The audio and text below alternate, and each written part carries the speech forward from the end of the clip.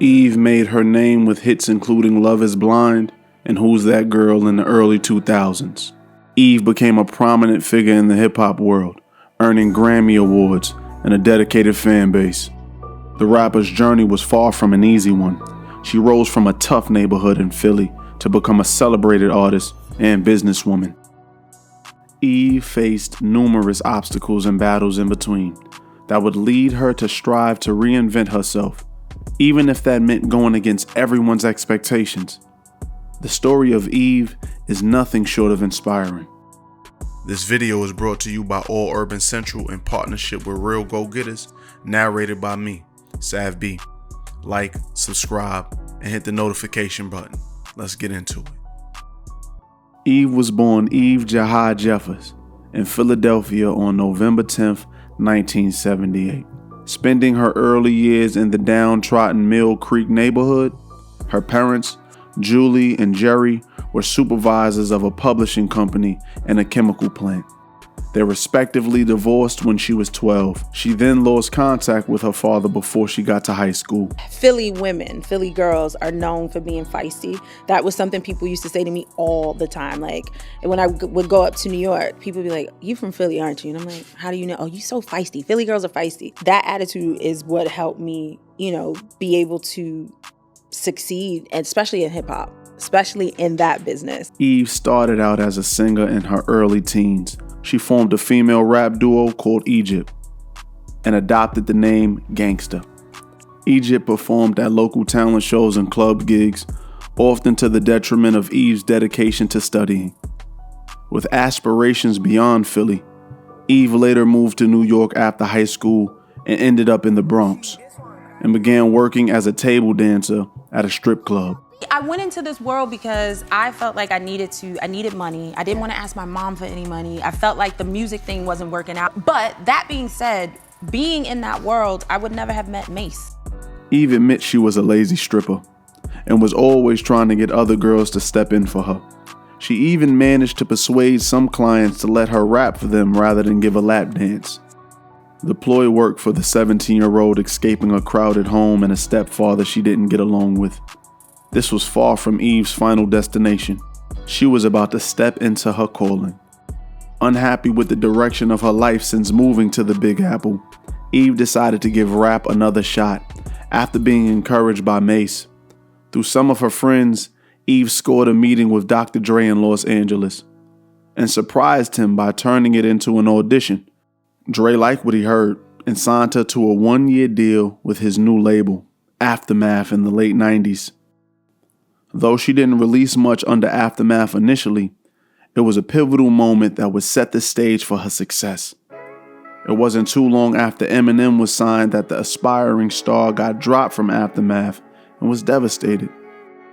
In her memoir, she states that she had to go back home to her mom's house on the bus, and it deeply humbled her. Like, I was in this condo, I had all this money, like I was 18. You felt like things were happening. I left Philly, things were happening. And then when they dropped me and I was back home, it was like, I remember my biggest fear, actually, I didn't want to get on the bus. Like, that is one of my I was like, I'm not getting back on the bus. Fortunately, she'd met DMX a few years earlier when the rising new star was in Los Angeles promoting his smash debut, It's Dark and Hell is Hot. Eve passed a rap battle audition to join DMX's Ruff Ryder posse, and in 1999, she contributed to their label's Ride or Die Volume 1 compilation. Once signed, Eve became the first female artist on the Ruff Ryders label, which was a major deal for her career. DMX recognized Eve's talent and potential, and the two hit it off. And DMX played a key role in introducing her to the rest of the Ruff Ryders crew, which included talents like Jadakiss, Styles P, and Swiss Beats. The Philly native was then given the title Ruff Ryders First Lady, a nod to her role in representing women in the predominantly male-dominated hip-hop world.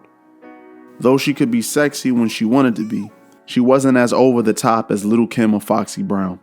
Eve came off as her own person, a strong, no-nonsense street MC who could hold her own with anyone on the mic, and was finding success on her own terms.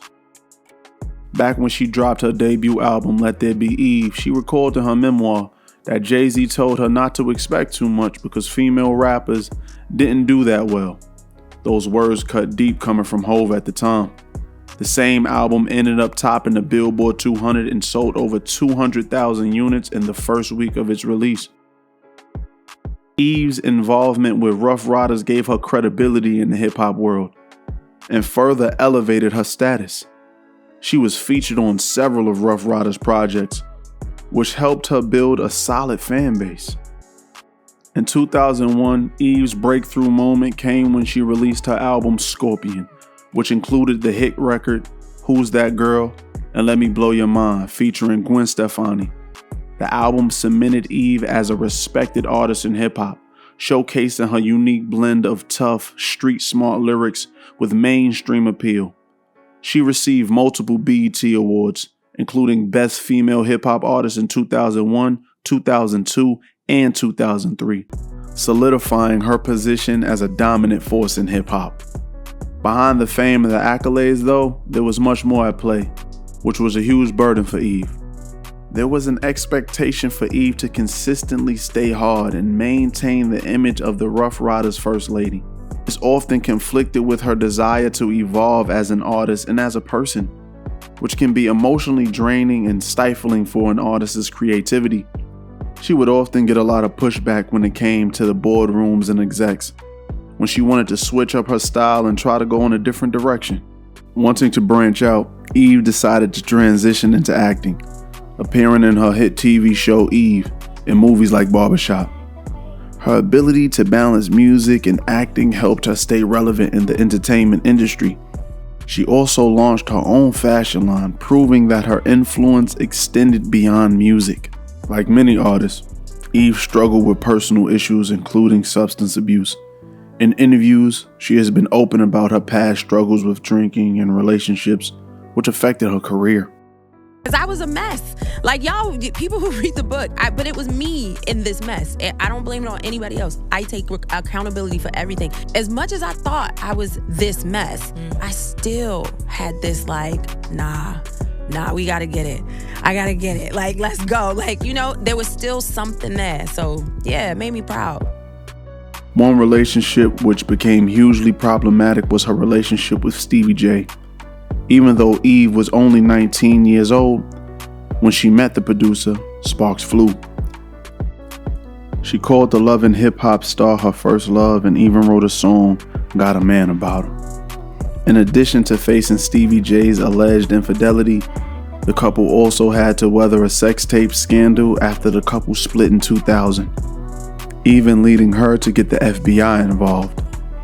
Eve has stated that her relationship with Stevie J was a learning experience, and that she considers it a past relationship that would help her grow and made her understand what she wants in a partner by making her recognize unhealthy dynamics in relationships. Eve met her unexpected match in 2010 when she came across her now husband, Maximilian Cooper, at a motor rally in London. Cooper was hosting a party for the event and Eve was performing. The British multimillionaire said he was mesmerized by Eve and instantly knew that she was meant to be his wife. Since marrying her husband in 2014, Eve has lived part-time in the UK. Black Twitter went into a frenzy after she posted photos of her husband's family, sparking a major debate on social media. People were making references to the movie Get Out, claiming that Eve looked lost and out of place surrounded by a table full of upper-class white folks. With all the critics aside, Eve looks happy and content in her new life across the pond. These days, Eve has decided to step away from rap to focus on other aspects of her life, including her family and personal growth. After achieving significant success in the music industry, she transitioned into acting with roles in TV shows and movies, and became a host on The Talk. The now mother of one sold her music catalog in 2014 for between $25 and $50 million. A clear sign that she was now putting music in her rear view. She mentioned that her priorities had shifted, and while she still loves music, Her focus was now on creating a more balanced, fulfilling life and was looking to embrace new opportunities that aligned with her evolving personal goals. Eve's success in hip-hop is a combination of raw talents and a fearless attitude that set her apart from her peers. Her impact is still felt as a trailblazer for the female rappers we see today, and hip-hop artists in general. Despite facing issues throughout her career and personal life, she was able to push through and blossom into a mother, a wife, and an all-around role model, and is a great example of how it is never too late to reinvent yourself, and she is a testament to where ambition and dedication can take you.